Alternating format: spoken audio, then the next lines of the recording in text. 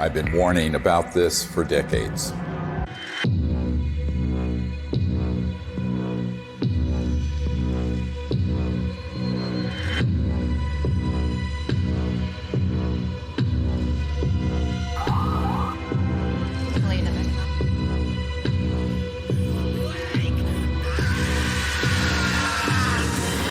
No, not that. This. Speaking of conspiracy theories that actually have truth at the bottom of them, the Corona Relief Bill the President signed last month contains a provision that hasn't gotten a lot of attention. It directs the Director of National Intelligence, in consultation with the Secretary of Defense and the heads of other agencies, to disclose what they know about UFOs within 180 days. So what are they going to tell us?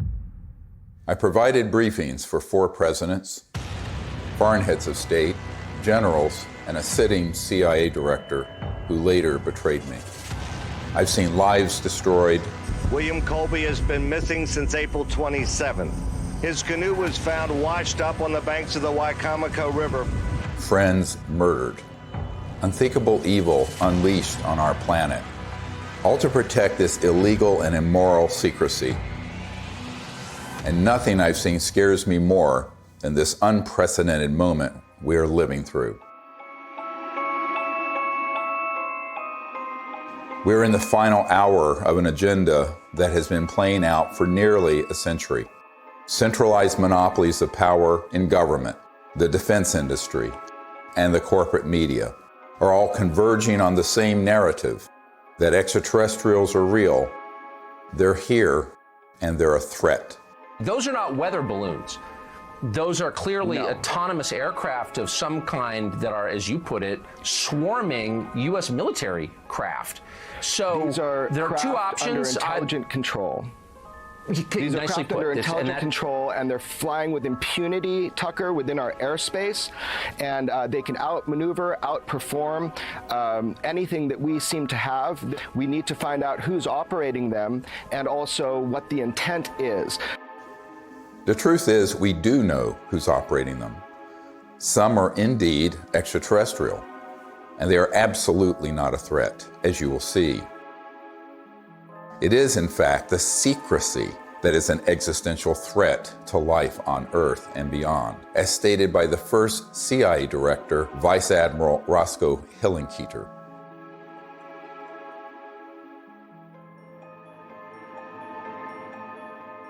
In 2020, I was asked to brief the President and Vice President on a situation that completely spiraled out of their control.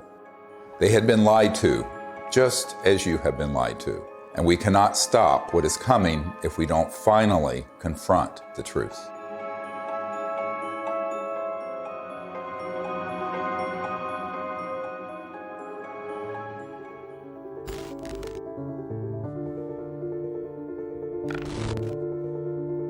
This may be one of the most important photographs ever taken. A dissection of an unknown humanoid from sometime in the 1920s. It clearly isn't human. I don't call it extraterrestrial for one reason. We don't have the history of that it came out of an interstellar craft. We don't have the genetics on it. And there are a group of doctors who are obviously doing the dissection, and then there are suits, very much look like government officials in the perimeter, watching. A woman called me up a few months ago whose mother was a seamstress on the atomic bomb project and built the covering for the bomb that was dropped on Hiroshima and Nagasaki. So she was cleared to the A-bomb project. She was then, of course, moved to the only atomic bomb squadron in the world at Walker Field, which is where Roswell is. At that time, she acquired this photo. How do we know? We tested the paper to establish that it was early 50s. And it's a photo of a photograph. And so we do a whole research project on it. We have it analyzed by the top medical archivists in the world, Dr. Burns in Manhattan, who establishes that it is the 1920s. We have the top clothing experts at the Metropolitan Museum of Art determined that those absolutely are from the 20s. So medically, clothing, everything. But if it is what we think it is, it means that there had been targeting and retrieval of extraterrestrial material and beings that are 20, 25 years before Roswell. And that opens another whole chapter. Now, the reason I think that's quite possible, I've had members of my team who've been in the vault and in the classified projects who have seen top secret files going back to the late 1800s and early 1900s dealing with ETs and ET craft and beings. So everyone thinks everything happened at Roswell. No, this goes back longer. Think about that. At least 100 years of UFO secrecy. Do you really think this guy, or this guy, or God forbid, this guy, really have a grip on this issue? Excuse me, I didn't mean to fart out of my mouth. They don't.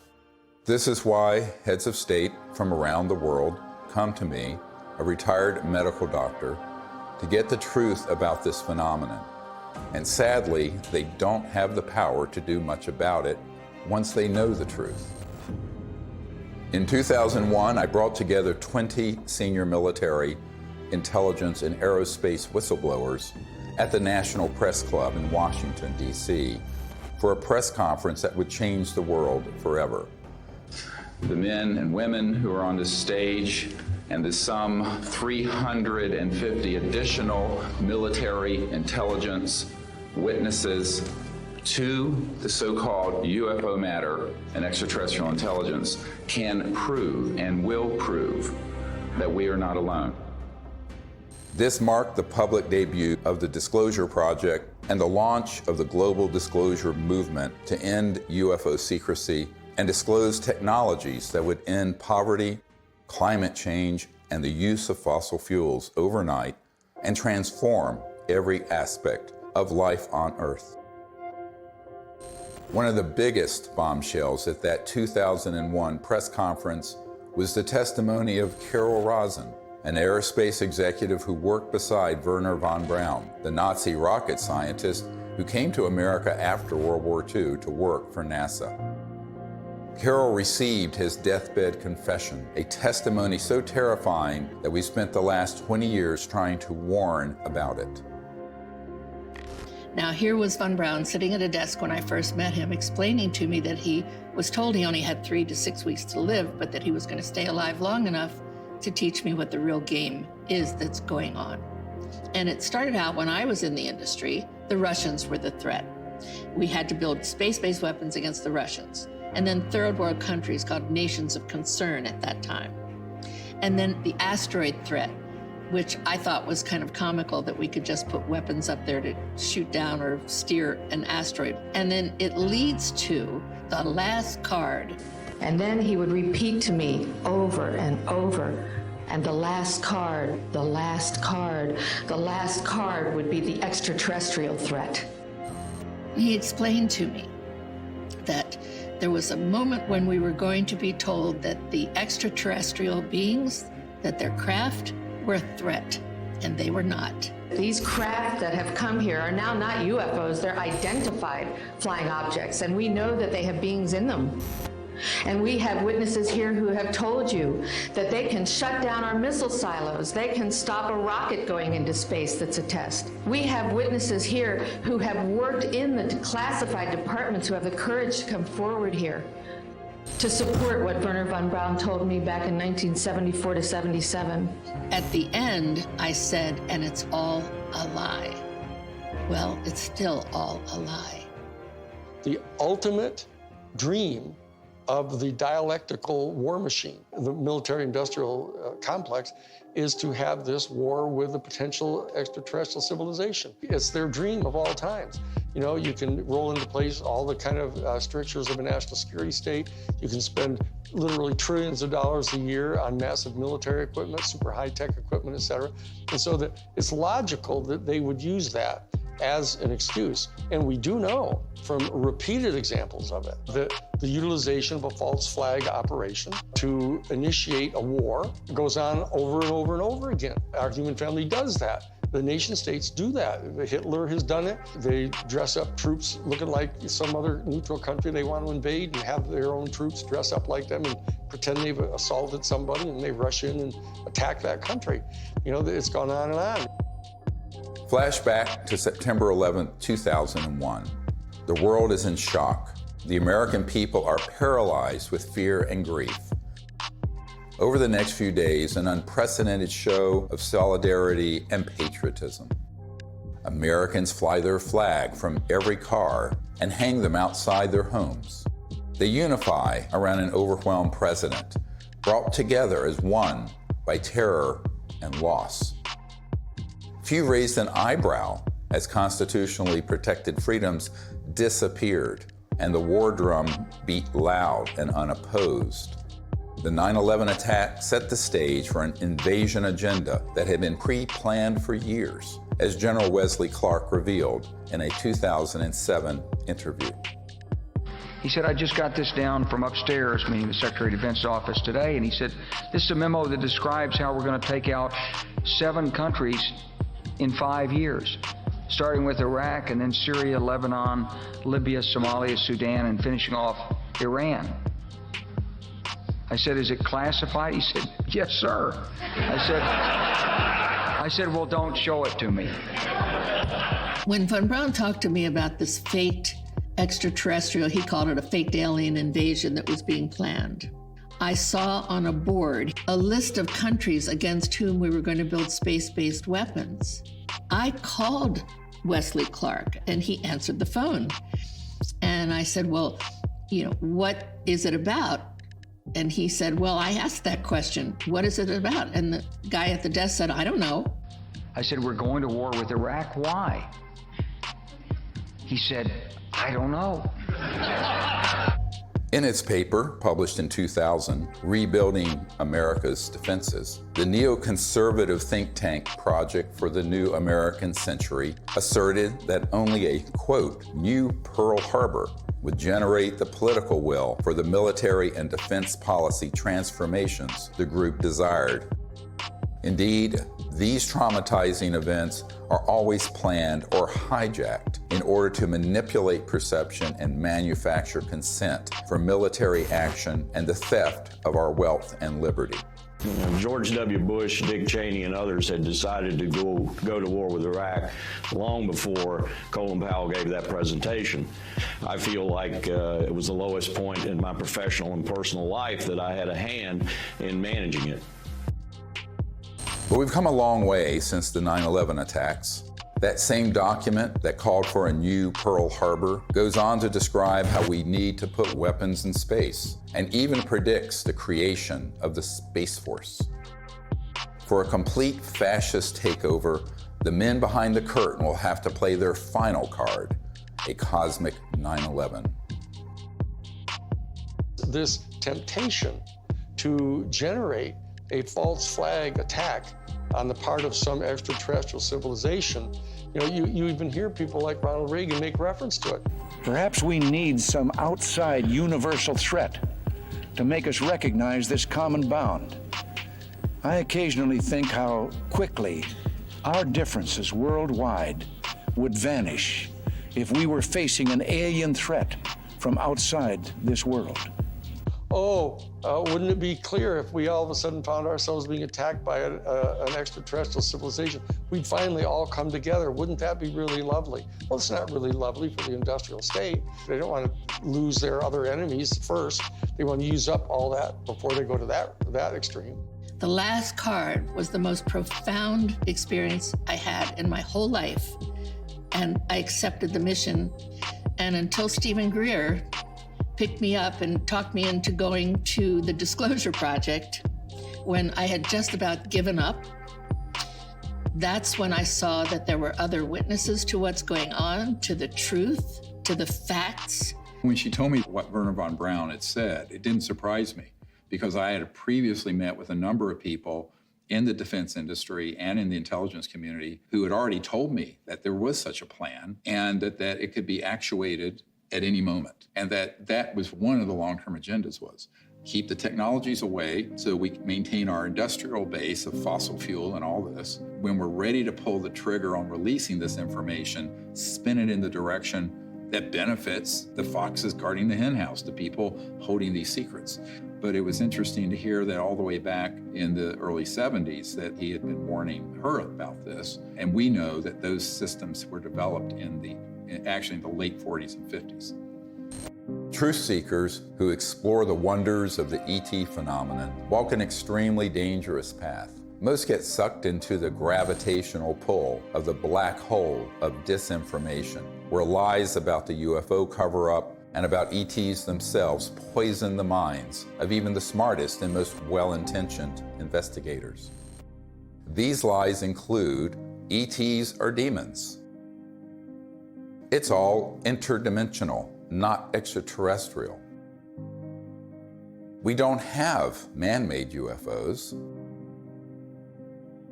Aliens are abducting people. And the worst one of all, aliens are a threat. Therefore, we need to build weapons in space.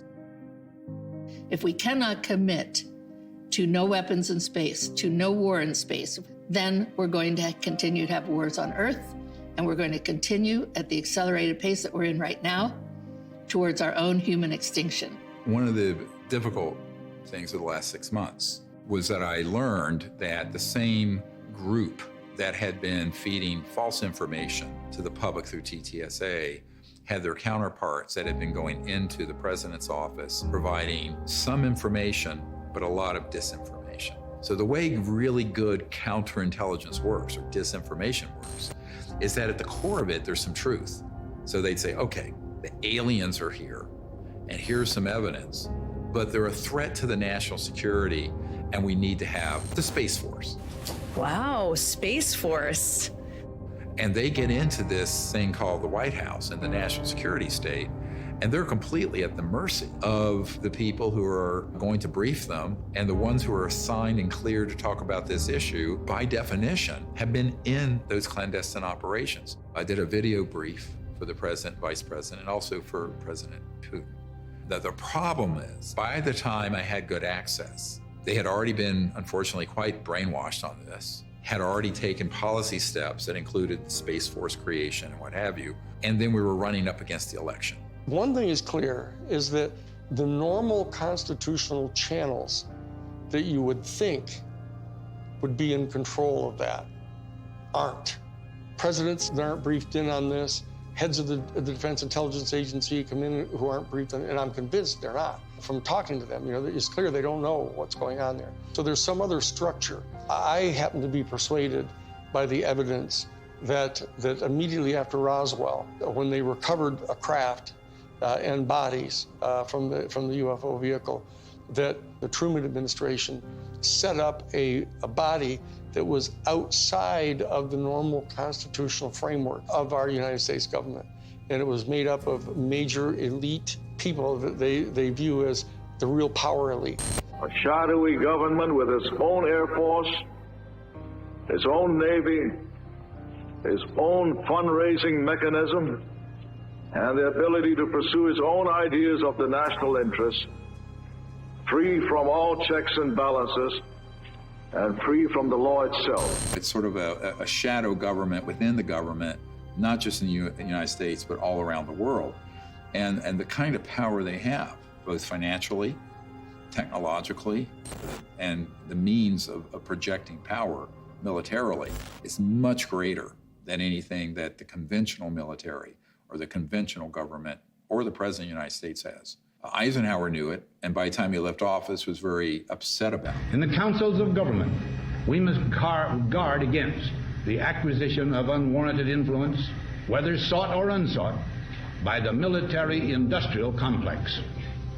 The ETs actually had reached out to Eisenhower near what's now Edwards Air Force Base, Muroc, and really wanted us to stop disrupting the fabric of the universe with these nuclear weapons and advance in a positive way into space and become part of an interplanetary family, which would have been wonderful for humanity, wonderful for the cosmos. But the people who make a lot of money from war and a lot of control of the populace through fear did not want that. So they circled their limousines and sort of moved aside the good people who would have been arguing for that. And that included Eisenhower. We must also be alert to the equal and opposite danger that public policy could itself become the captive of a scientific, technological elite. The fascist element that is owning most of the stock in the major corporations, especially the oil corporations and the natural gas corporations and the pharmaceutical industry, the railroads, the shipping lines. Virtually all these people are fascists, all during the robber baron era. That's what they did. They laid claim to those areas of our American economy, and they've never relinquished them. Those families and those interests became the foundation of the post-World War II military and intelligence and industrialists. They knew that after we had detonated the atomic bomb, there were ET craft seen all over, wherever we were doing experimentation or storage or launches or anything, or even research and development. The ETs were very concerned about that for reasons we'll get into. So the military-industrial complex, as Eisenhower called it, became very powerful and developed clandestine, covert, unacknowledged special access projects that eventually moved the president out of the way and pushed Eisenhower outside the inner circle. I tell people that that was the era when the presidency was decapitated. Fascism isn't, somebody wearing, a monocle and six-league boots with a saber scar, and all that stuff, and strutting around in Nazi uniforms. A fascist is a person who believes that the best way to develop the economic resources of the planet and to distribute them among people is to get a hold of them and have exclusive privileged access to these strategic raw materials and have the corporations that have access to these strategic raw materials and to be able to put them through the machinery that they pay for and that they invest in and establishing and producing these products and hiring people. And they believe that that's the best way to have their economy function. And so that the instrumentalities of the state, of the government, are put at the disposal of the private interests of the corporations. That's exactly what was going on in Germany. The Krupps and the ball bearing factories and the IG Farben corporations, all those big, huge corporations in Germany, they were all privately owned. In fact, they were financed by Brown Brothers Harriman and giving the loans to the post-World War I Germany to build them back up. Andrew Mellon had intimate dealings with Hjalmar Schacht, who was Hitler's private banker. And so did Sullivan and Cromwell. I mean, this is dirty, nasty history. Oh, invest in Nazi Germany. Hitler's a great guy. He's a Republican. Don't worry about it. You'll make lots of money. And then Standard Oil, through straw man in Portugal, all during the war. I mean, business thrives during war. You know that. It's a racket. That whole concept of fascism, and it's a word that gets totally misused because people somehow conflate it with just authoritarianism. But it's a very narrow definition, and it's an accurate definition of what it was that the Central Intelligence Agency was doing, actually promulgating the private interest of the major corporations. And they were putting at the disposal of the interests of those corporations all the instrumentalities of the United States government, most importantly, the military and their intelligence operations and their covert operations. We're keeping the oil. We have the oil. The oil is secure. We left troops behind only for the oil. Because they basically believed that what's good for General Motors is good for America. And it was an entire theory of economic development. And so that they viewed anybody who interfered with that in any way at all as an enemy of the United States. And so that's how the national security state got really established and institutionalized. And so that when they encounter an event like Roswell, where this extraordinary technology crashes, they realize that there's this extraterrestrial civilization that's got this technology that is way beyond anything we've got. Their instantaneous response to that was, let's get it for us. And that we'll have it, and it'll give us this overwhelming advantage over any of our adversaries that are threatening our world dominion, or our, what they call full spectrum dominance, was their actual term that they used. My granddad and I, when we were talking, I'll never forget it. And he said, he was talking about Patton. And of course, he said, I was in Czechoslovakia with Patton in April of '45. And I thought, oh, that was neat. What did you do? And then he's like, well, Patton had to secure a lot of the stuff that the SS had. And I said, oh, that's interesting. And they said, well, we went into this warehouse and there were all these exotic, jet aircraft, rocket engines, parts of the V2 and maybe a V3, I don't know. And I said, oh, that's interesting. He says, I saw a disc-shaped aircraft. I said, oh, is that the one they built that had the BMW jet engines and the Arada ones in a circle, and it didn't really work and everything like that? And he said, no. And that was it. And so they began to take this in, and they started declaring it to be this huge national security state secret, because it was, other than the nuclear bomb, it was the ultimate potential weapon. And so they wanted to be able to use it at their disposal for their private benefit. That fascism and the fascistic proclivities of these big industrialists and very powerful people, they know they really can't control 8 billion people unless they first control their minds and their beliefs and their attitudes. As Nazi war criminal Hermann Göring said at the Nuremberg trial, the people can always be brought to the bidding of the leaders. This is easy. All you have to do is tell them they are being attacked and denounce the pacifists for lack of patriotism and exposing the country to danger. It works the same in any country. The buffoonery of the Third Reich was instructive, and they learned that that kind of behavior wouldn't be effective. So they went subterranean. They went covert. People don't understand. We won the battle of World War II. We did not win that war.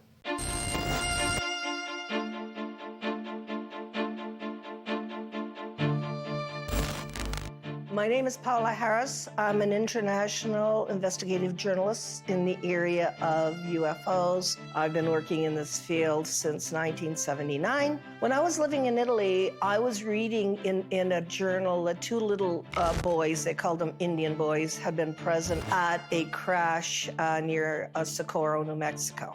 And I was wondering why none of my colleagues ever followed up on that. So when I came to the United States, Destiny had it, that I was able to locate one of the men, Remy Baca. He told me in detail that they had witnessed this crash, these two little boys, in 1945. There was an object that shaped like an avocado. And what interested me most, because I look at the timing, is it was exactly 1 month after we exploded the atomic bomb. And the atomic bomb is July 16th, 1945. 5, 4, 3, 2, 1.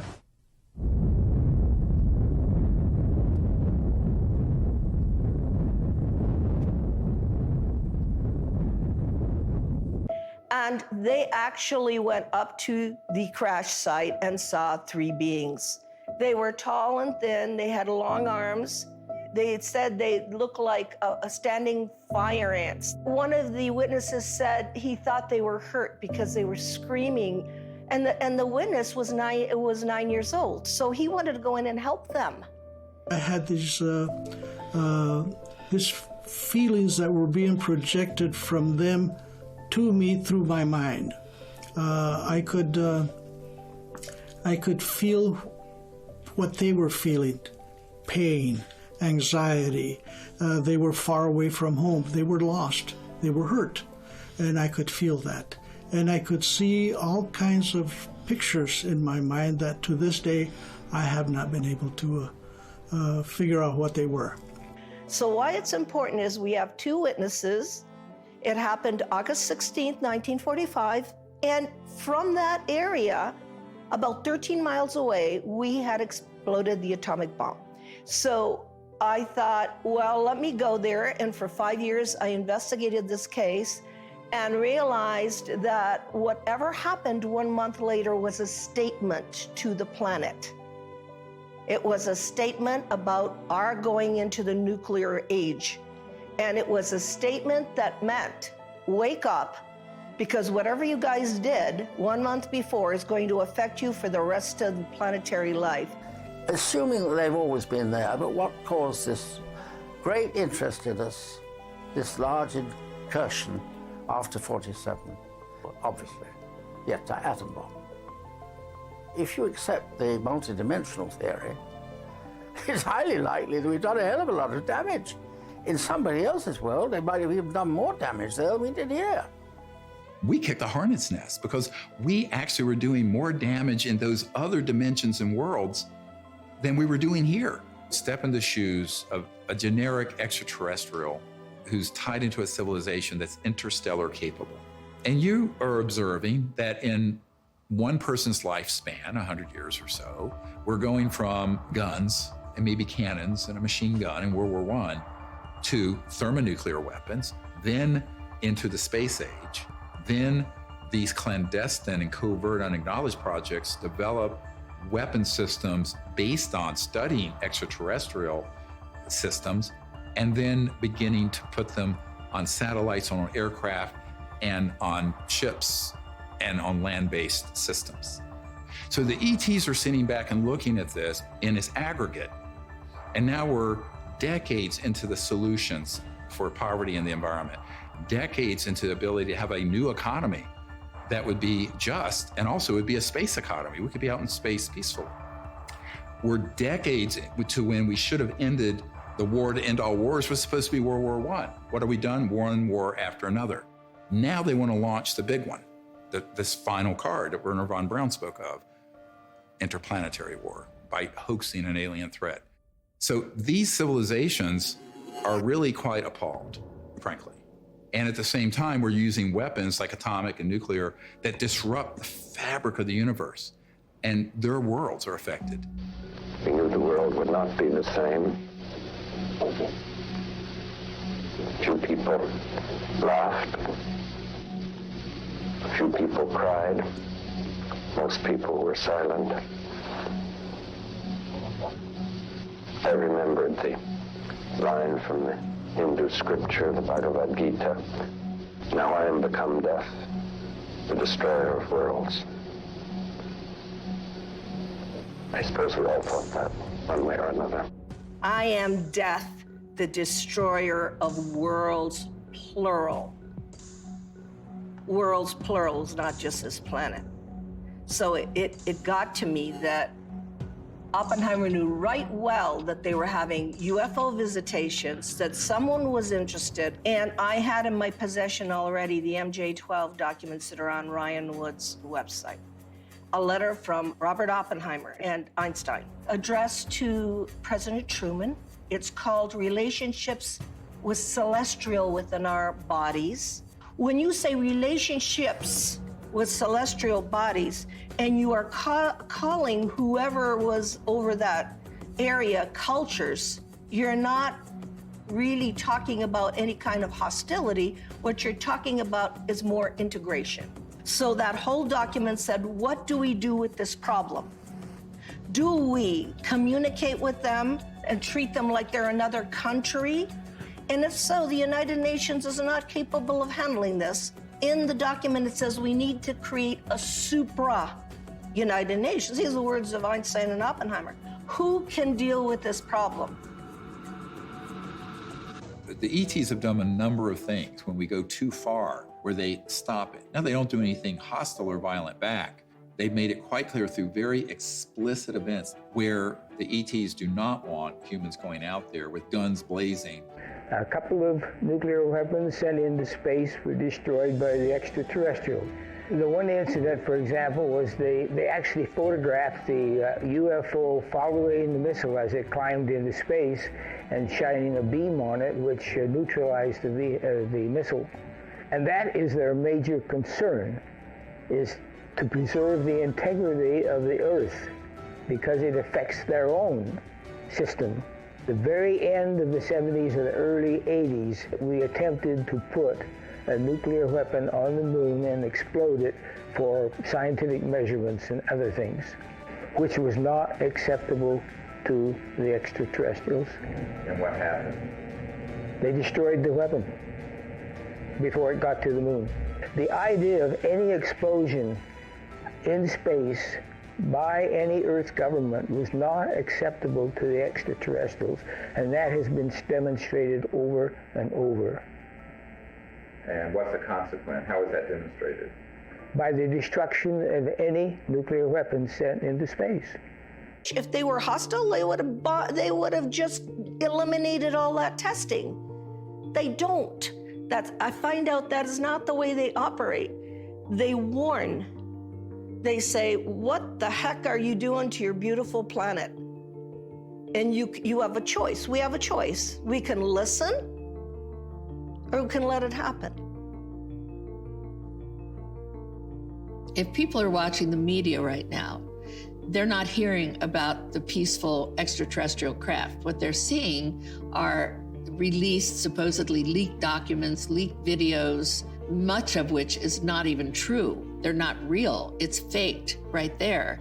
And it's being presented in a format that is to cause fear, to make us see the crafts and the beings as enemies. There's no question whatsoever that the elite that are in charge of the national security state infrastructure, both the official infrastructure and the unofficial infrastructure, are in fact not only fascistic in their economic vision, but they're racist. So I'm telling you, when you see the documentation that goes on inside the Third Reich, in the courses that they were teaching at the thing called the Ordensbergen.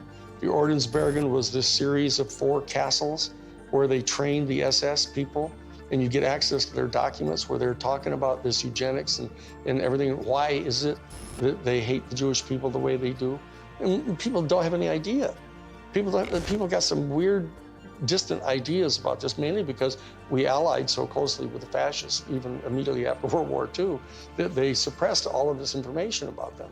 And so people don't really know the details of what their thinking was.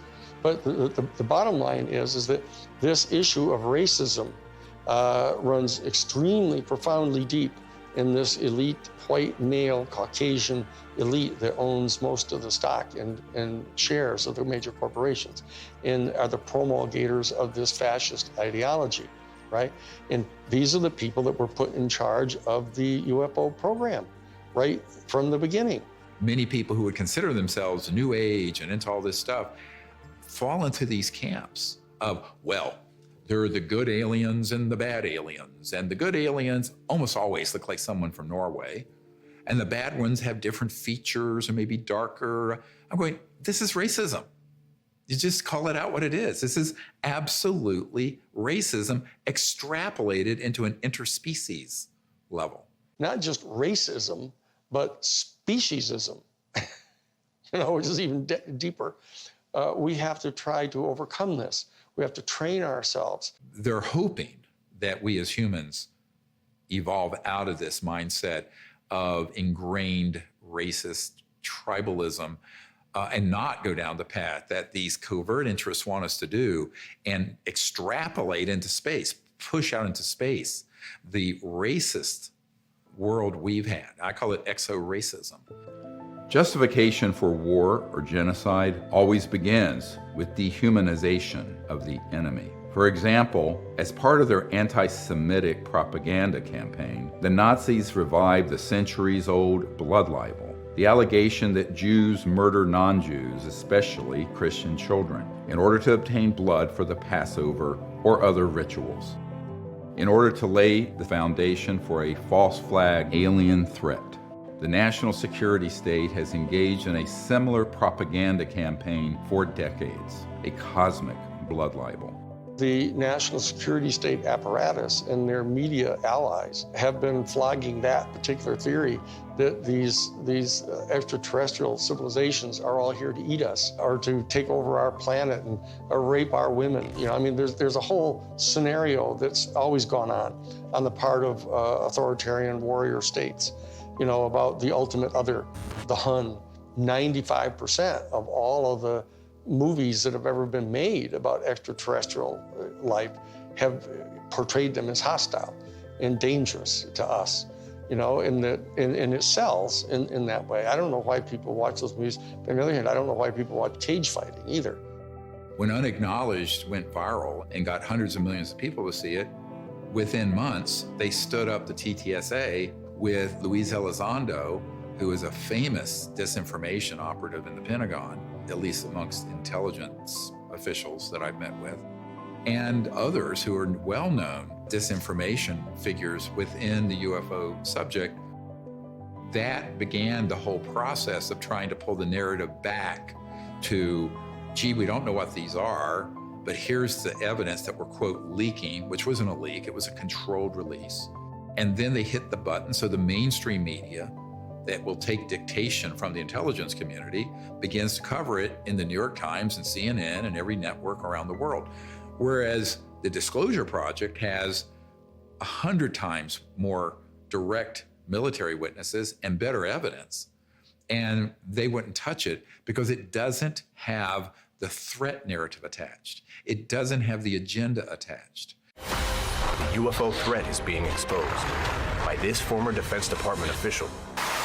There are unidentified vehicles violating U.S. airspace with unknown intentions and extraordinary capabilities being encountered by U.S. military personnel. We don't know where they're from.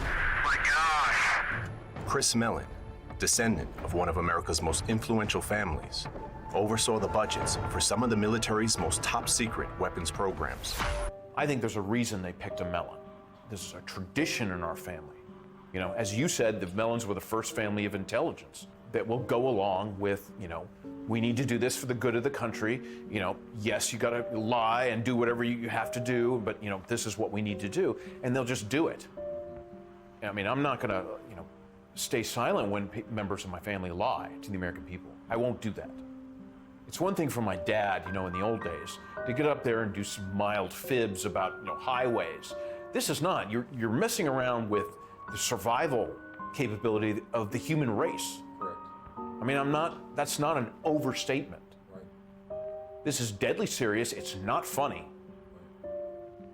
I know from direct conversations with Lou and with Chris that they know that the major military authorities with whom they've had very close communications realize that if, in fact, the extraterrestrials were hostile in their intent toward us, they could have done anything they want to do.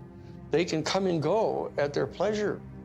And so that in that regard, they do not constitute a clear and present danger to our national security. But they also know that they're in the habit of getting their funding for all of their entire organizations, et cetera, by flogging a threat.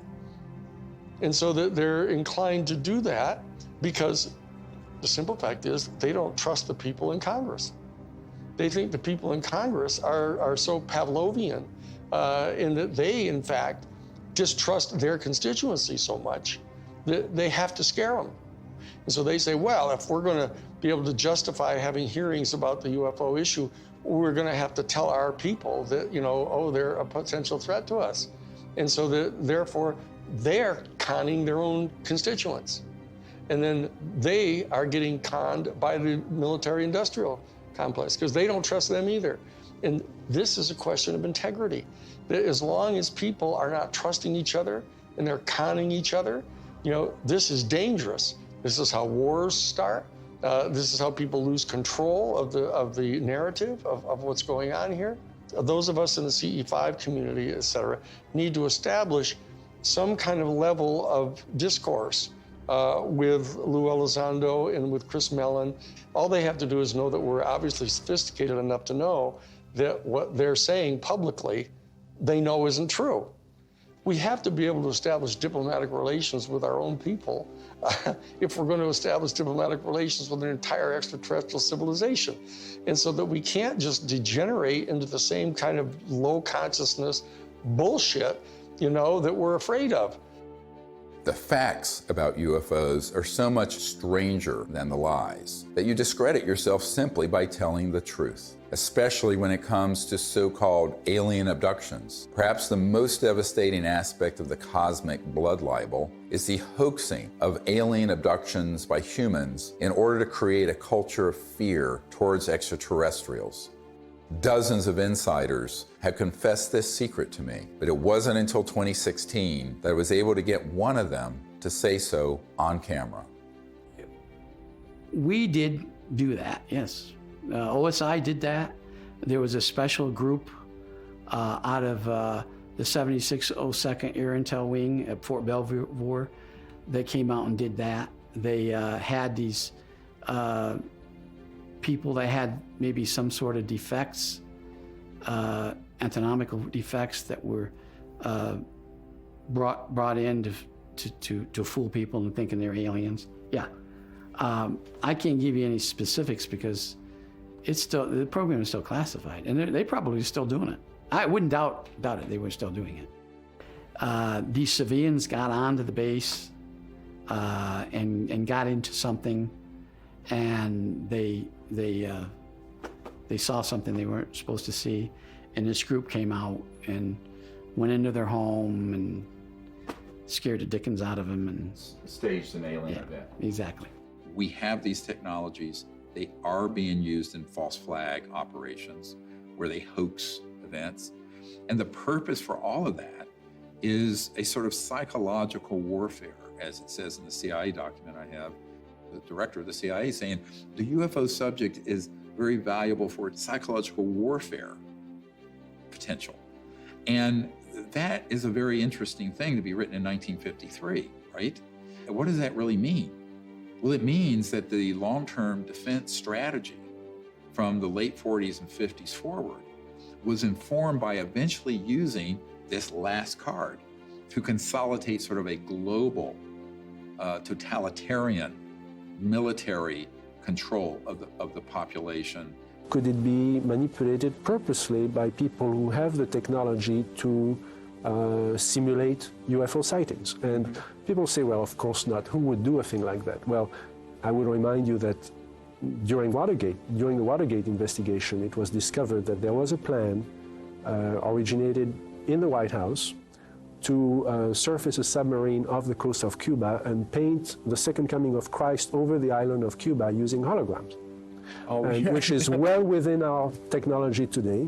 The idea was that since there is a large Catholic population in Cuba, they would be so upset by this vision that this would saturate the communication channels, the telephone system in Cuba, long enough for an invasion to take place. How interesting. I never heard of that. Well, I think that's a classic in psychological warfare, but that kind of manipulation is well understood. And I have personally investigated several apparently genuine UFO cases where there was, in fact, manipulation. My conclusion, the conclusion of scientists working with me, was that there was, in fact, a manipulation taking place, and that it was not a hoax on the part of the witnesses, but a hoax on the part of somebody much better organized than them. In Vallee's book, Forbidden Science 4, he describes a smoking gun document that confirms what Doty said.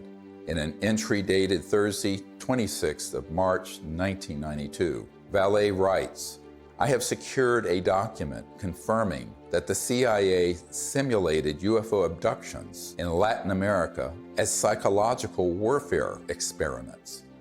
We reached out to Dr. Vallee and asked him if we could publish the document in this film. He refused and tried to blame the producers of this film for his decision to not release it. Unfortunately, others in the UFO research community have similar evidence of this cosmic false flag, but are afraid to come forward publicly. This lack of courage or integrity, or both, is precisely why the secrecy persists." I also asked Richard Doty about the last card scenario, using the military lingo for false flag, deceptive INW, which stands for Deceptive Indications and Warnings. Have you been exposed, or did you come across in your career and your network the false INW or the Deceptive Indication and Warnings projects related to this? Yes. And what did you find out about those? That's pretty hush.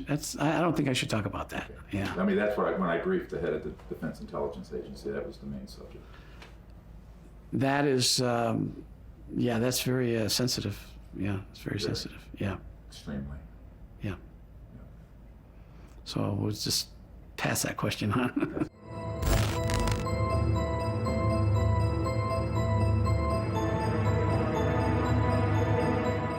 Colonel Corso was given the job by General Trudeau for the Army in research and development of foreign technology. But the foreign technology is really foreign. I mean, it's so foreign, it's out of this world. And he explained to me that he had something called a nut file, of which he had fiber optics, high tenacity fibers. He named the things physically that he had there. He knew they came from extraterrestrial crashes or extraterrestrial materials they had recovered. And it was his job to take them to big companies to be back engineered. Now, in Colonel Corso's time, it was 1960, but this had been done way before 1960. These were extraterrestrial artifacts that had to go into industry. So for the first time in my naive years of research, I realized why the secret was secret. I always thought it was about, everybody would panic, then the religions would fall, and I had no idea this was going on.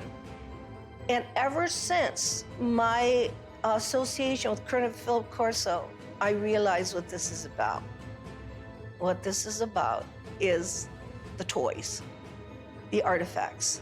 And it's really about the industry. It is not about whether people would be scared or whatever. I think that the younger population and people that have studied this know that there is no danger. I mean, if they're not going to bomb you during the time you're doing the H-bomb tests in the Pacific, I don't think they're going to decide to come out of nowhere and bomb everybody or to have an invasion.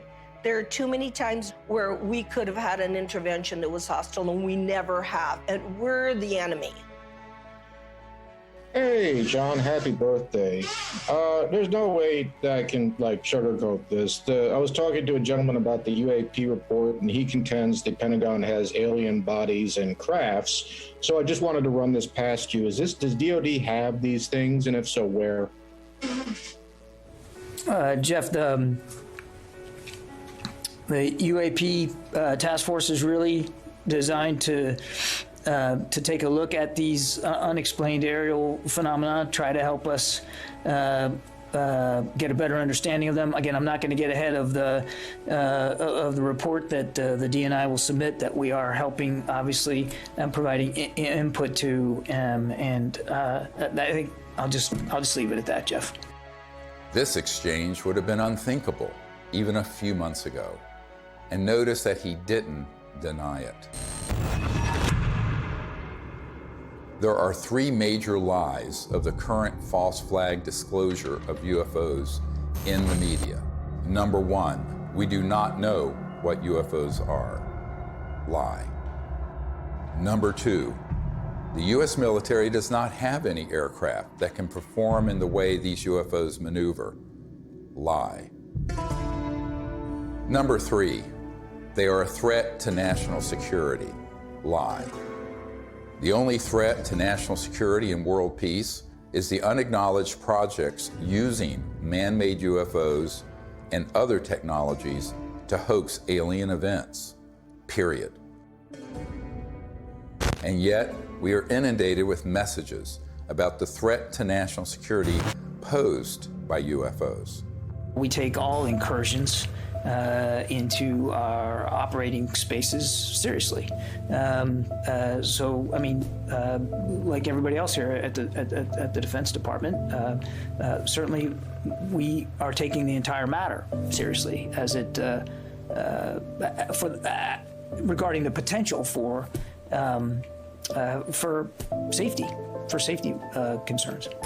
One of the most brilliantly subtle disinformation techniques currently being deployed against the people of Earth is this air of phony agnosticism that has been generated surrounding this issue.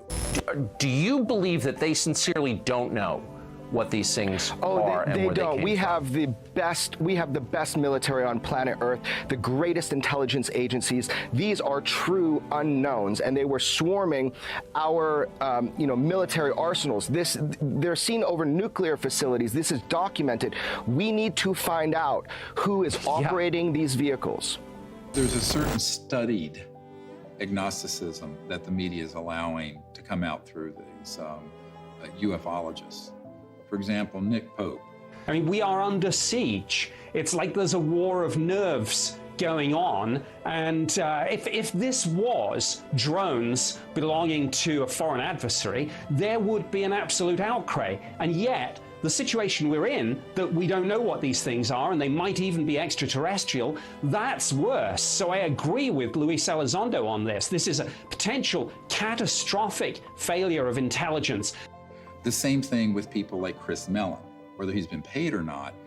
he will get up there and say, well, we don't know what these are, we need to study them. There's a vital national security issue, which is that our sovereignty is being violated by vehicles of unknown origin. Chris and I have met, we've talked about all this stuff. I think the TTSA program was a little goofy with Tom DeLonge. This is a mechanism to change the way the government acts. You're going to see us dealing with the Senate, us meeting with the intelligence services of other governments, and everyone is coming out of the woodwork and saying, this is real, we got to do something about it, and it very well could be a threat, but we can't put our head in the sand. Former Blink-182 frontman Tom DeLonge launched To the Stars Academy, or TTSA, supposedly to bring scientists and whistleblowers together to advance the disclosure of UFOs. In reality, this was a thinly veiled front group for the Defense Intelligence Agency, staffed with notorious spooks like Jim Semivan, the former head of covert operations domestic for the CIA. All of a sudden, the same media outlets that historically ridiculed this subject started fawning over DeLonge and his entourage of disinformation agents, and always with the specter of an alien threat. Hal Puthoff was soliciting me for funds for his quantum communication thing, which I think the Navy has had for 30 years. So there's a lot of disconnects going on. And of course, they've left that TTSA program, and I don't blame them. I think it was a shit show. And some type of CIA, quasi-psyop, something. And I don't think anybody was really excited about it. And when they say, this is a mystery we need to solve, that is not true.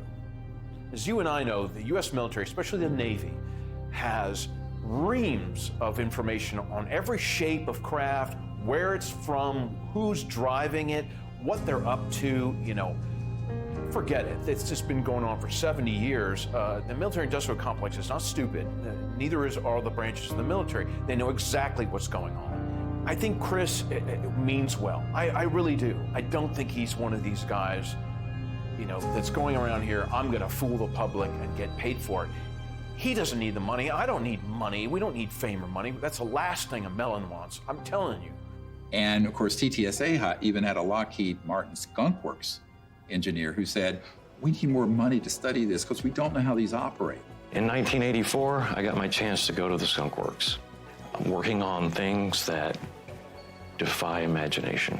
Meanwhile, we published a letter that was written to Ben Rich, the head of the Lockheed Skunk Works. And the person writing was a friend of Ben Rich and said, are these UFOs ours or extraterrestrial? And Ben Rich writes back, they're both. He acknowledges that they are both extraterrestrial and ours. Now, this is not some ufologist. This is the head of the Lockheed Skunk Works, the premier aerospace engineering entity, arguably, in the world. Another man exchanging letters with Ben Rich was military aerospace historian James Goodall, who was Rich's pen pal and confidant for 25 years. I met Mr. Goodall in April of 2021 at the 20th anniversary of the Disclosure Project, which we celebrated in Scottsdale, Arizona.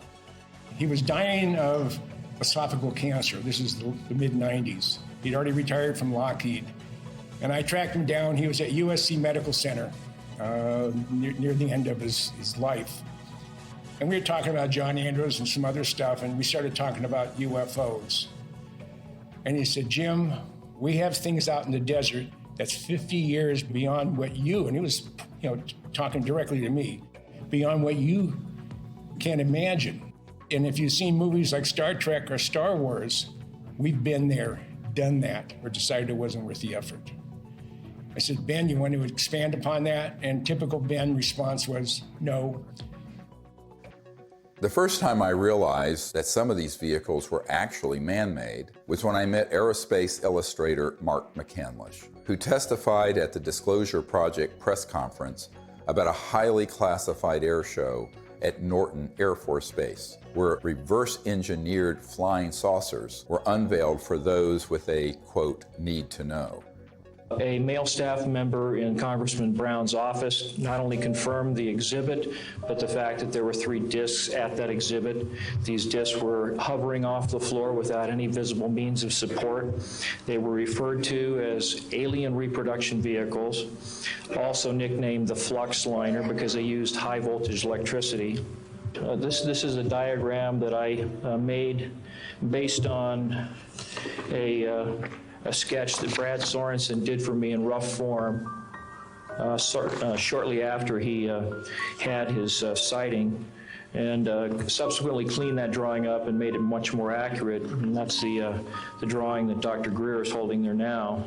Later on, I obtained photographs that were taken in 1967 by a military pilot, Harvey Williams, flying a C-47 for the Air Force at 12,000 feet, approximately 25 miles southwest of Provo, Utah.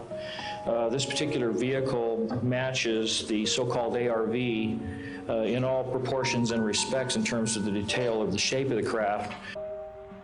News articles from the 1950s describe how we were on the cusp of unlocking the secrets of gravity, which would unleash a technological revolution. But suddenly the article stopped without explanation. This is the point where we cracked anti-gravity technologies and it went totally covert. And this Tic Tac, the word is, it's Lockheed Martin. It's the successor to the TR-3G Black Triangle model. Elizondo just will talk the bark off a tree. He goes in circles. He's a great counterintelligence guy. I'd love to get into a debate with him, but of course that's never going to happen. Well, this is a document that was obtained through the Freedom of Information Act, and it demonstrates quite clearly that we have had issues with these, if you will, these UAPs or UFOs in the vernacular for at least 70 years, at least since 1950, probably earlier. And this is official U.S. government correspondence. This isn't some eyewitness report from a civilian. This is official government documentation from military personnel to very senior military brass. And what it says is very quite compelling that, look, we've had a lot of military and intelligence eyewitnesses, to include special agents and scientists, and all of them are seeing these things. And more importantly, the frequency has occurred on a regular and continuing basis over sensitive U.S. military facilities. And this has been occurring, Tucker, again, since 1950. The U.S. government has finally admitted that this is not some sort of secret U.S. technology. Quite the contrary. Over the years, dozens of defense and aerospace industry insiders have briefed me on what they were really working on at places like the Lockheed Skunk Works, going back to the 1940s and 50s. Many of these man-made aircraft have been spotted by thousands of eyewitnesses and become part of the UFO lore, indistinguishable from actual ET craft. These rogue, covert operations within the military-industrial complex stage thousands of sightings, abductions, mutilations, and disturbing encounters with our public-facing military, knowing these incidents will be mistaken for ET craft. This confusion between what is extraterrestrial and what is man-made is essential for pulling off a false flag that would be blamed on aliens. This is from 1983, Hudson Valley, very famous cases, many witnesses to these transformer-sounding objects, and underneath, when they were close, you can see superstructure and tubes and other things. That is not extraterrestrial. Now, have there been extraterrestrial vehicles of boomerang and other shapes? Yes. But where do you think they get the idea? And also, how else do you create a false flag? You have to create structures that would be believably not aerodynamic. Some of them are kind of hybrids. They'll have some conventional propulsion as well as electrogravitic, and they all have structural, superstructure components that are clearly a man-made machine, not an interstellar vehicle. This is 1989 in Belgium, that you can see all the tubes and structures underneath. Again, this is global. These are also well-known platforms. You can basically, once you get your lifter system in place that causes mass cancellation, you can create any kind of air structure around it. And it doesn't matter if it's aerodynamic or not, because the way it moves, it moves, let's say, the molecules of air around it. So it's basically moving an electromagnetic field effect. So there's no resistance and there is no sonic boom. That's man-made. We've had it for decades. This one is great because it has, if you look at the underside, there are the girders and the structures. And the people under it could see that and could see the light in the center and the three on the end. That is man-made. There are extraterrestrial vehicles that are triangular and that are saucer-shaped and that are other weird shapes. So to make things complicated here, how are you going to know? Well, you got to be close enough to it to see. And if you can't see the superstructure detail, you're not going to know whether it's extraterrestrial or not. This is from Southern Illinois in 2000. They went from animal mutilations being staged by clandestine human organizations to these were doing human vivisections and killing humans. But of course, they wanted everyone to believe the aliens were doing vivisections on people. No, it wasn't. Which ones are man-made and which ones are extraterrestrial beings? Dr. Greer is figuring this out.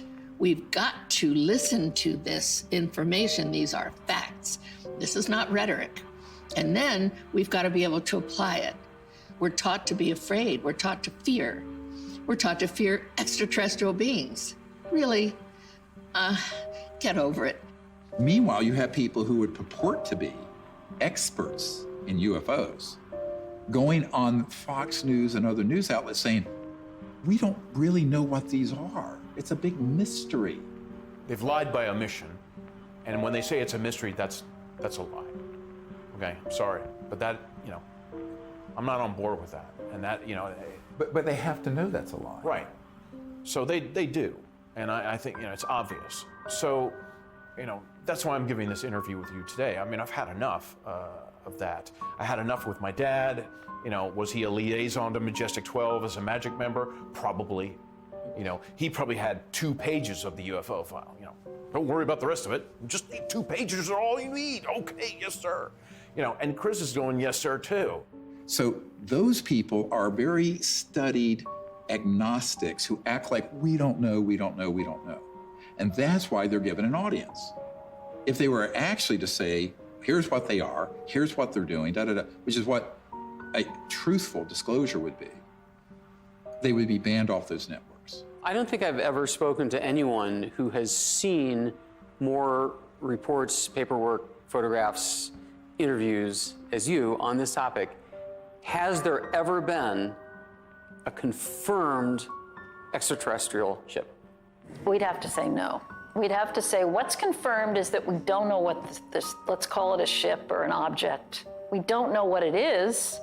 We can just say what it isn't. Great. And you can ask yourself, well then what, and of course what we call the extraterrestrial hypothesis is a valid one. I mean, maybe it is from some other place in the universe. In the axis of disinformation, Leslie Kean is the original shameless opportunist of ufology. Over 2 decades ago, Leslie embedded herself in the planning and execution of the Disclosure Project and then betrayed our trust by hijacking our top secret witnesses and case studies and repackaging them. Most people don't realize that on the day of the Disclosure Project press conference, intelligence agencies jammed our signal leaving the National Press Club building for the first hour. Leslie was there and she knew that we had revealed too much. She adopted this fake agnosticism so that every door to mainstream media outlets would be open for her. Anything that can operate in impunity within our airspace, within restricted airspace, that can have near misses with our Navy pilots, it has to be considered a potential threat. Anything that's in the skies that we don't know what, we don't know what it is, and it's demonstrating incredible capabilities. The only way the Department of Defense is going to deal with it is to see it as a potential threat. Anything that enters an airspace that's not supposed to be there is a threat. After receiving classified briefings on UAPs, Senator Marco Rubio called for a detailed analysis.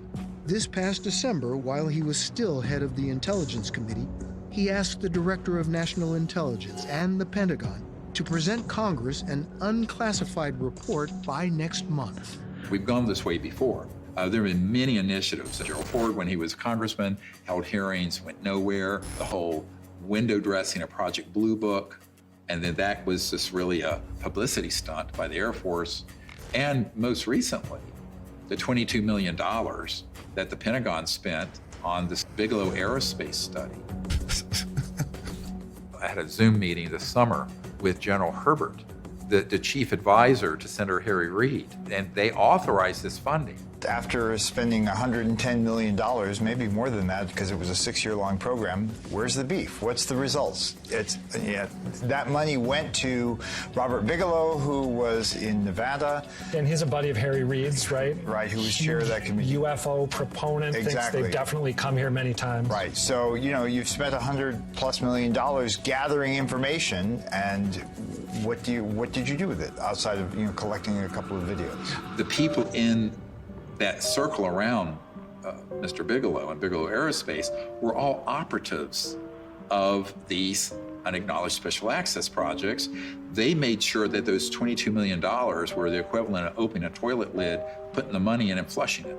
And so what General Herbert said to me is that even in the meetings in the Senate classified SCIF, Secure Communication Information Facility in the Senate, all they got was like a 40,000-foot view. He was an Army pilot. And no detail, no nothing. And I said, yes, that is what was done, and was done on purpose. And so there was a pretty sizable budget for this program. What did they find?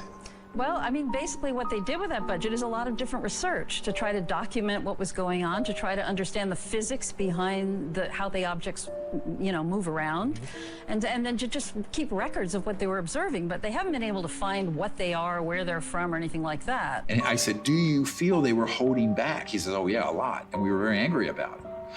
Ultimately, the reason that $22 million grant wasn't renewed is that he and others realized they were being zoomed. They were being deceived and getting nothing out of it. It remains to be seen if they get anything out of this mandatory Director of National Intelligence and Office of Naval Intelligence report that's going to go to the Congress. I think that the more information that's in it, it could be even more dangerous than nothing, because I think they will cherry pick cases that they will spin as evidence of a national security threat. And that's what's been ramping up in the media. So my concern is we need to get ahead of that curve and release to the public this information with the evidence and everything we're presenting, so that people at least ask the critical question: is that report full and accurate? And is it even the truth? I think we need a lot of skepticism. If it's coming out of the US government or any other government and the mainstream media, until proven otherwise, it is cherry-picked information and someone has an agenda because they've hit the button, the go button with the mainstream media to cover it in a very specific way that does not redound to the benefit of the human race. Von Braun gave me the idea that we should have a bill in the Congress and it should have a matching treaty. Well, we did for a while, but in the Congress it didn't work, not in this country. So I went international. And international is where I found some intelligent life that was really willing to create an agreement, a treaty, to prevent the placement of weapons in outer space. Да, наверняка инопланетяне в той или иной форме и в том или ином образе присутствуют на планете Земля, потому что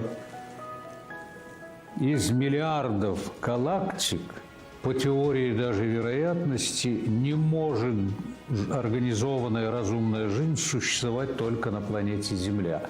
Но пока инопланетяне своим присутствием не нанесли никакого ущерба землянам, инфраструктуре и вообще живым организмам на Земле. Поэтому говорить о том, что есть инопланетная угроза, это, наверное, не соответствует реальности. The beauty of having these Russian generals come forward and say this is that we've had a lot of, like Colonel Corso and others, come forward with evidence. Now we have these senior people in Russia And we need more countries to do this, where they unshackle their leaders who know the truth of this and speak the truth to the world community. Now, if you listen to a lot of people, you hear, there are already weapons in space, blah, blah, blah. But the fact is, if anyone reads this treaty, which is hard to get them to do, it's on peaceandspace.com, then you will start to see, and it does tap people, along with the treaty, CE-5 events where people can actually have an experience. What more do we need? Well, if you're listening to the scientific method that's been taught to most of us, there's no evidence, we're still looking for it. That is ridiculous.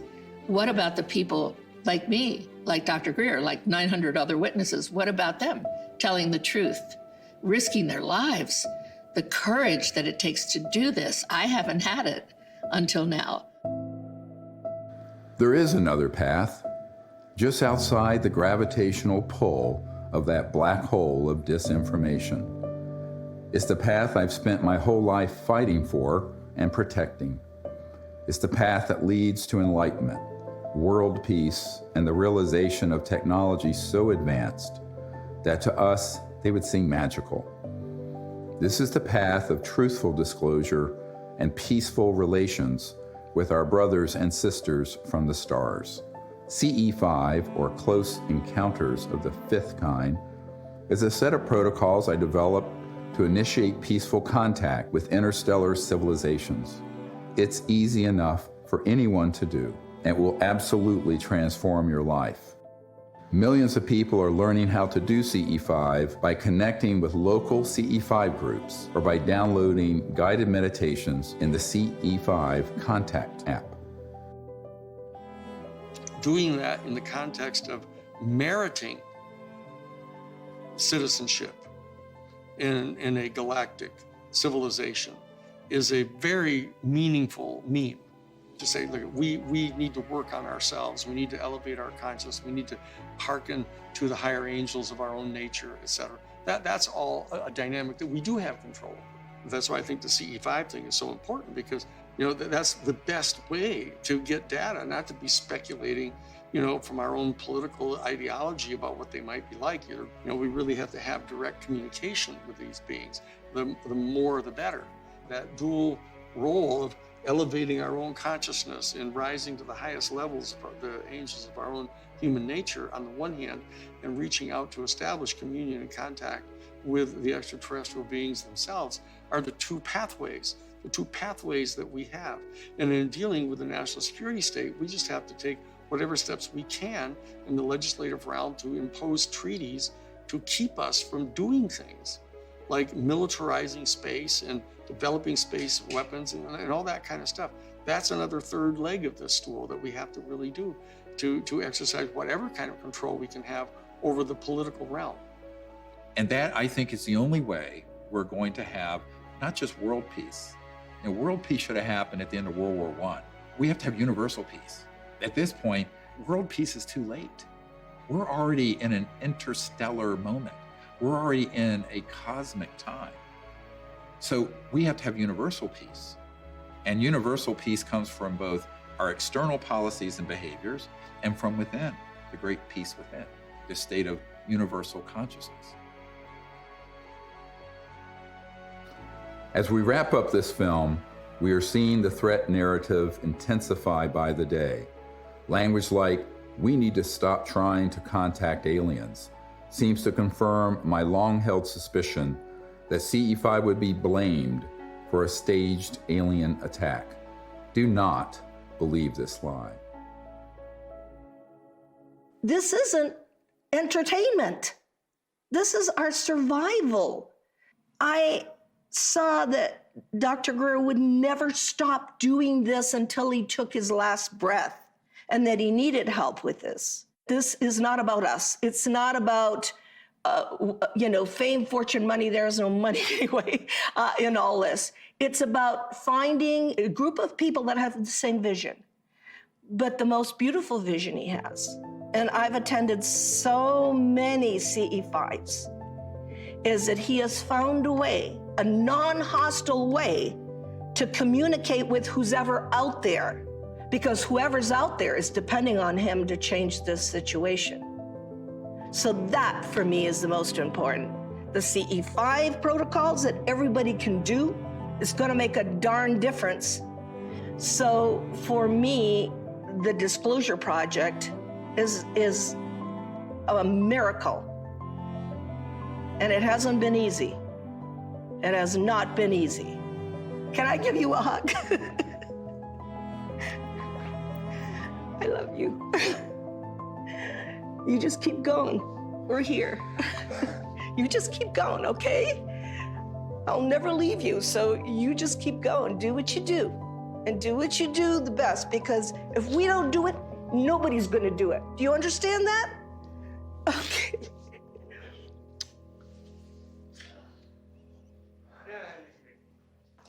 Yeah, okay, can I go outside and get some sun?